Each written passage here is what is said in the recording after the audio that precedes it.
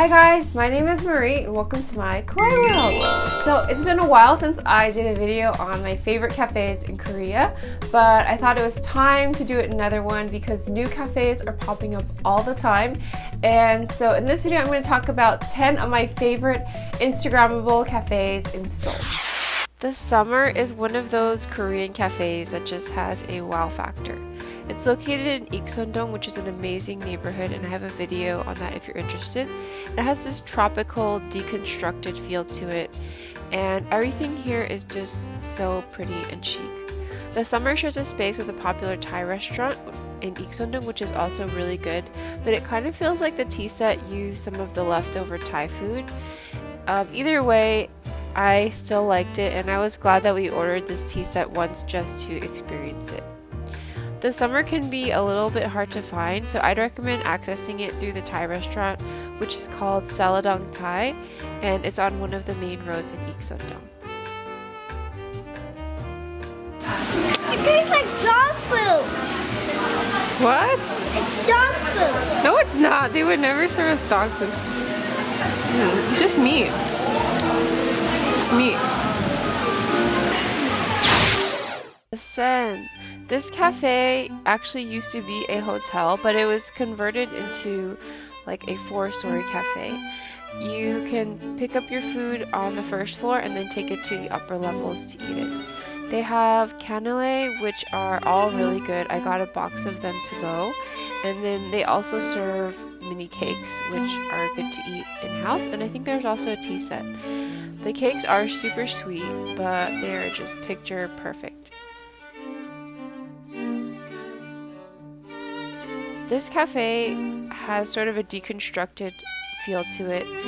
The walls look like they've been bombed in a war, and sometimes you'll see people dressed up in turn-of-the-century attire.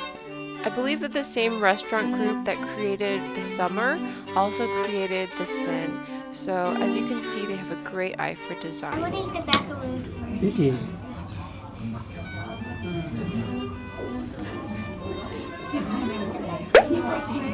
Everyone needs to take a bite first. I don't want it. You could, She doesn't want it. You can have it.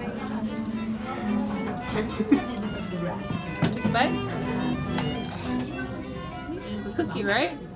This is Gangnam, which has a really sterile Midtown Manhattan feel to it, but there is this little cafe called Arriate, and it is such a gem. Once you step inside, you will enter this magical place that feels like a beautiful fairy wonderland.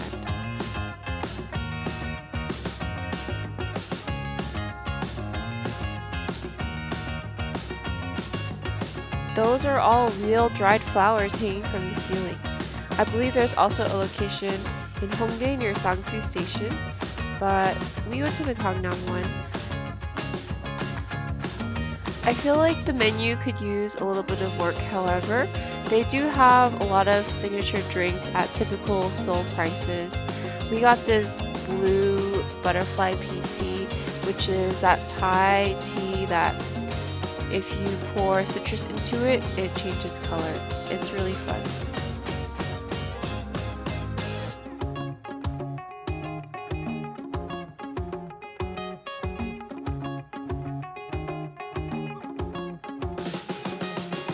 this is the best place I've ever been to. Can we get one for Valentina too? Okay. Yeah. Valentina likes her. I think she likes pink. So it says pink. Cafe Bora. If you're in Bukchon Hanok Village, definitely stop by this tiny little cafe if you like purple things. The theme of this cafe is purple sweet potato, and the cafe itself is really simple and plain, but the desserts are just so pretty. They serve purple sweet potato ice cream, tiramisu, and shaved ice or bingsu. We got the ice cream and bingsu set, and it was really creamy and good. They decorate everything with these pretty fresh flowers, so it makes for a very Instagrammable dessert. These purple sweet potato chips are one of my favorite Korean traditional snacks, and you can buy a bag here, or you can buy it at a random stand in a subway station for much cheaper. This is ice cream. 필인베이크. This cute little cafe in Hannam-dong opened recently and it's such a gem. The bakery downstairs is where you can pick out one of their pretty innovative desserts, and then you can go upstairs and enjoy your tea and baked goods. I really just wanted to get everything at this cafe. I just thought it was so pretty. The cookies and cakes looked really good, but the savory baked goods also looked amazing. The price of everything here was pretty typical for what you will pay in this neighborhood. The upstairs area is really clean and simple, and this wall kind of reminds me of those cave houses in Cappadocia for some reason. As usual, I was the only one who brought my kids to this cafe. I think most people here were probably single, in their 20s and 30s, but my kids really enjoy places like this, especially when there are sweet desserts to be eaten. We ended up getting a passion fruit juice, a matcha spinner, which is green tea matcha over espresso, and then we also got like 3 desserts. One of them was this cookie that is really innovative. There are like 2 thick panes of sugar, and in between those panes there are sprinkles. Valentina got an ice cream shortbread cookie, and I got these meringues that are sandwiched in between 2 Ritz crackers.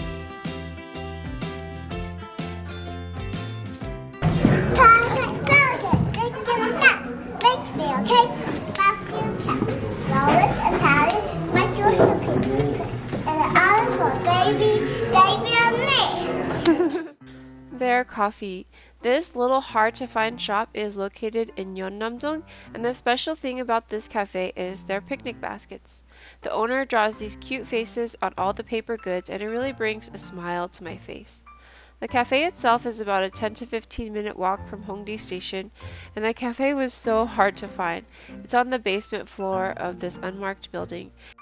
You can take your picnic basket and go and enjoy it on the grassy walkway outside of Hongdae station, where you'll see a lot of people lounging on a nice day.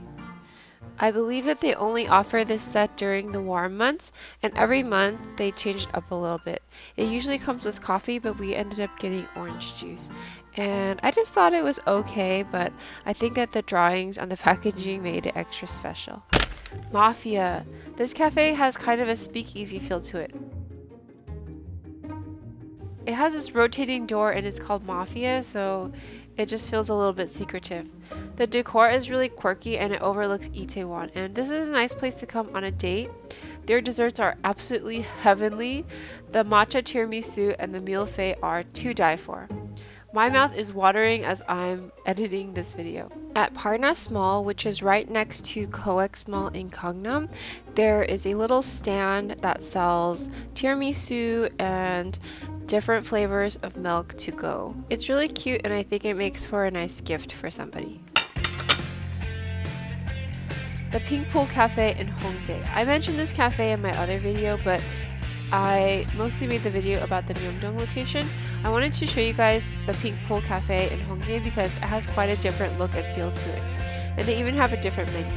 This place just really feels so chic, and I love the pink chairs and gold tassels.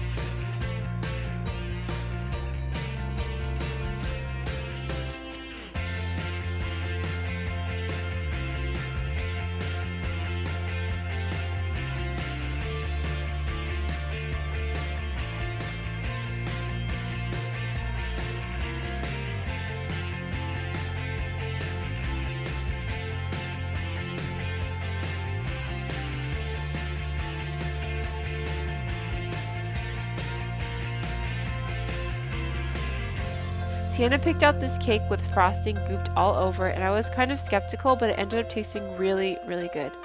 And the dry ice effect was a lot of fun. You must either go to this cafe or the Myeongdong one if you're visiting Seoul.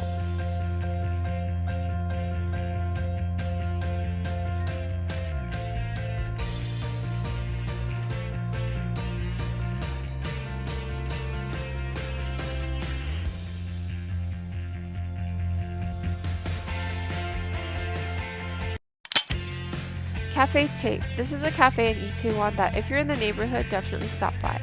I don't know if I would go out of my way to come here, but it's a cool place if you happen to be around. They make this galaxy cake and the whole cafe has this iridescent look to it. It's definitely Instagrammable. They were also playing 90s hip hop while I was there, and so they got bonus points for that. I absolutely loved it.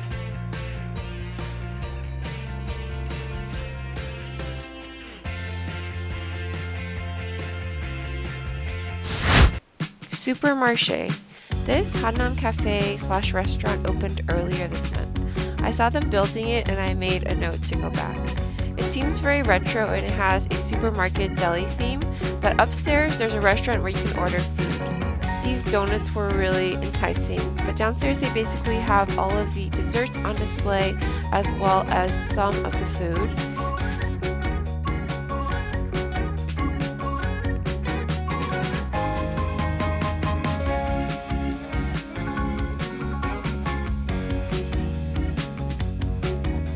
Let's take a look at the menu, shall we? It's kind of all over the place.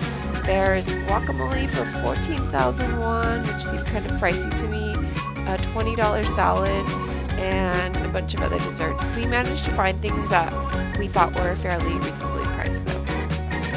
I didn't know quite what to make of the decor. It kind of reminded me of Mad Men combined with the Queen movie, which are two things that I've watched recently, just sort of 60s and 70s vibes.